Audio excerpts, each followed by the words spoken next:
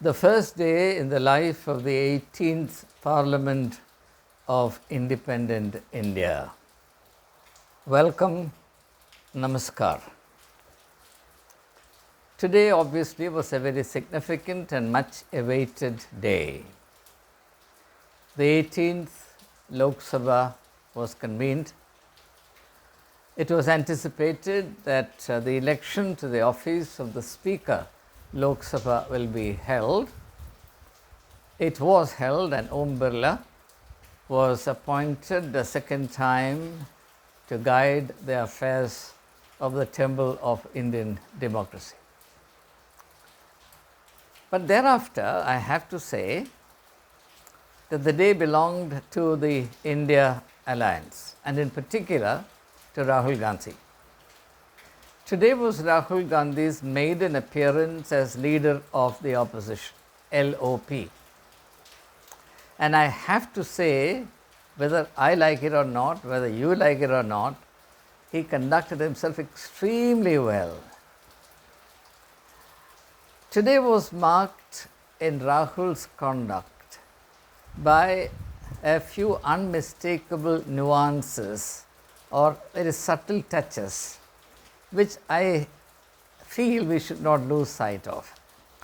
Therefore, through the rest of this video, in the series News and Views, I will be focusing almost entirely, if not exclusively, on these nuances. First of all, I was struck by how Rahul presented himself. In the recent months, perhaps for more than a couple of years, he has been dressed most casually. He was in his trousers and t-shirt, and I am sure he did that to visually connect with the youth of India, in which I believe he succeeded eminently. But now he is on to a new role, and the office that he has assumed is one of great dignity, great significance, and he is aware of the dignity of that office, and he has already served notice that he will conduct himself in a manner that befits the dignity of the office he holds. And I think that's something commendable. If you remember Rahul's first major performance in the Parliament, he was a mover and a shaker, as it were. His aim was to rattle the Parliament, the Lok Sabha, with Modi sitting there, and he succeeded in that to the surprise of everyone. Today was a study in contrast. Today, Rahul Gandhi presented a picture of commendable nobility, very subtle control, at the same time, the ability to strike the right chords, all of which augur very well for the parliamentary proceedings. Now, let me illustrate what I am saying. I made a reference to the way he deliberately chose to present himself in terms of his dress. So, as against a casual appearance, which is indicated by trousers and t-shirt, Rahul Gandhi was clad in white kurta pajama, where he struck a very sober, subtle and suave note. Even his facial appearance, he was somewhat clean shaven, though his face did not look like a freshly laid egg, but the whole thing gelled very well, and I thought that was remarkably well done. It is a subtly understated but deliberately choreographed appearance, and it's something that appealed to my sensibility a great deal. The second thing that I noticed, and I think this should be noticed by everyone, including his adversaries, he resorted to verbal subtleties rather than broadsides. As I said a short while ago, on a previous occasion he tried to rattle. This time his attempt was to be suggestive. Now, let me give you an example. In his very brief but controlled speech addressing the new speaker, Sri Om Birla, he said that it's not enough that the parliament runs efficiently.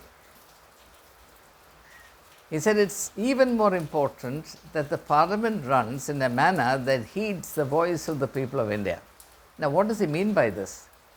I am afraid the meaning of this could be lost on many, particularly in the treasury camp. What he means is that there are two types of efficiencies. One is despotic efficiency, which is achieved by crass indifference to the sentiments of others. It's the efficiency that is wrought by the power of the hand, the sledgehammer blow. It's the efficiency that is appropriate only to despots and tyrants, who does not have to mind how the people are disposed, what their sentiments are, what their hopes and aspirations are. So, Rahul Gandhi amazingly struck this very subtle note by saying that even more important than running the affairs of the parliament efficiently, that was the point of emphasis in Prime Minister Narendra Modi's encomium for the new speaker. And Rahul Gandhi struck the right note by saying that even more important than being efficient is the duty to be sensitive to the people of India. In other words, in a single sentence or less than half a sentence, he emphasized the difference between democracy and despotism.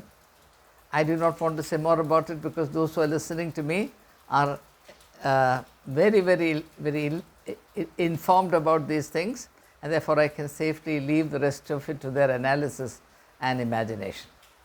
The next thing I want to emphasize is, again from his speech, he repeatedly said to the Speaker, Speaker sir, we hope, that's the India Alliance hopes, that you will allow the voice of the people to be heard in the Parliament.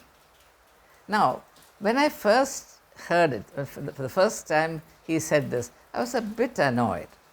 Why should he have to crave the indulgence of the Speaker to represent the voice of the people in the Parliament? What is the Parliament meant for after all? What is the function of the representatives, the members of the Parliament? And what in particular is the duty of the opposition parties? Is it not to articulate, is it not sound the voice of the people? But when he repeated it the second time, I got the idea right away. What Rahul meant in his own characteristic fashion is a fact that in the proceedings of the Parliament as it was conducted in the last time, that is the 17th Lok Sabha, legislation was rushed through without any debate. In his speech today, Sri Narendra Modi gave a list of the many significant legislations passed under the guidance of Sri Om Birla, who was then also the Speaker, and he tried to impress everyone by the sheer number of laws passed.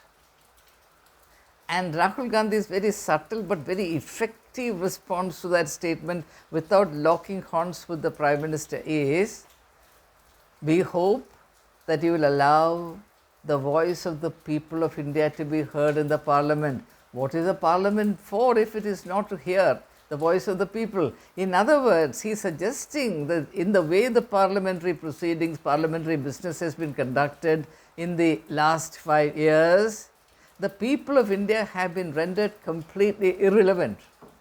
They had no voice. Their voice was not allowed to be heard in the Parliament. It's a very serious criticism or charge to level. But I was looking at the faces of everyone. I don't think a vast majority of the people sitting there understood what Rahul Gandhi was trying to say. Now, that is a reflection on the need for greater subtlety in parliamentary proceedings. I don't want to say anything more about it because it's very difficult to handle these issues in the present highly charged context without creating a bad taste. So, I think he made a very significant point, that democracy is government of the people, by the people, for the people. If so, Parliament as the temple of Indian democracy must have its ears open to the voice of the people, and parliamentary proceedings should not be accomplished by silencing the voice of the people. I think that's a tremendous statement to make. One of the most powerful statements, though it was stated in a very, very controlled tone, without any emotional conflagration in it. I think it was a very serious, very mature and very telling statement to make. Now the next thing, and perhaps the last thing I want to say about how Rahul Gandhi won the day for himself and for the opposition that he now represents officially, is that from the way Rahul conducted himself, I was taken back in my memory to the Nehruvian days. Nehru the diplomat, Nehru the statesman, Nehru the orator, Nehru the cultured civilized man, Nehru the intellect, Nehru the one who was mindful of the people of India, Chacha Nehru, particularly fond of the children of India. Rahul Gandhi is clearly trying to revive the Gandhi-Nehru tradition.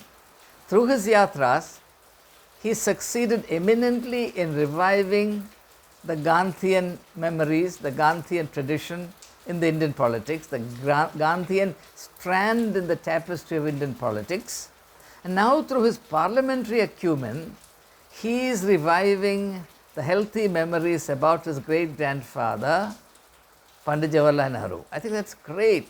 It's absolutely fantastic. I don't say this as a camp follower. I say this as a third-party, objective, non-partisan observer. It's amazing. For the first time, I felt that there was something dignified, something highly cultured in the way things are stated. And I hope Rahul Gandhi maintains this sweetness and light. And I'm borrowing two words from Matthew Arnold. He says culture is sweetness and light. And I got a taste of that today.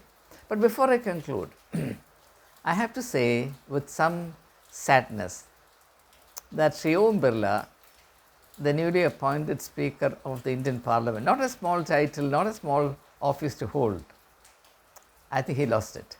Sad to say, he lost it. Today, he disappointed me in the way he conducted himself. Everything went on very smoothly, everything augured well. You know, the dignity and the decorum of parliamentary proceedings was preserved right up to the last bit. When suddenly, like a bolt from the blue, he pulled out a piece of paper and read out something which he should have avoided. Today was not the occasion. I do understand that the ruling party has an agenda. I can't imagine a party without an agenda. I can't imagine a party which does not look to its interest. But once a person, a member of parliament, is appointed the Speaker of Lok Sabha or the upper house Speaker of Rajya Sabha, he should be absolutely non-partisan. He should not be a party man. This work of reviving the memory of the emergency 1975 should have been accomplished by somebody else. I have nothing, absolutely nothing against reviving the memory of the emergency. Emergency was a blot on Indian democracy. Emergency was an aberration. It should have been avoided. Unfortunately, it was not avoided. And I cannot justify the imposition of emergency on the people of India under any circumstance whatsoever. And I was an opponent of the emergency. In fact, my first article ever published was in the Indian Express, and that was against the emergency. But this was not the occasion for it, number one. The Speaker of Lok Sabha is not the person to do it. It could have been done by a minister, it could have been done by a very highly articulate Lok Sabha member belonging to the BJP, or it could have been done by the Prime Minister, no problem. It would have been far more appropriate and proper for the Prime Minister to do this, but it was certainly not becoming of the Speaker of the Lok Sabha to move this, what seemed like a motion but it was anything but emotion. It was extremely unfortunate. It ruined the show, it left a bad taste in the mouth, and I am afraid the expectations that were raised by the very dignified and orderly conduct of the day's business right up to that moment was completely ruined, and that should have been avoided. Anyway, reality cannot be hidden. The cat must jump out of the bag at some point or the other, and unfortunately it jumped sooner than it should have. And I ended the day and I was watching the proceedings with great attention, with great expectation, and with growing admiration. But suddenly, like a sledgehammer blow, the whole thing was dashed to pieces. And I wish the Honorable Speaker hadn't done it. Anyway, that's up to him.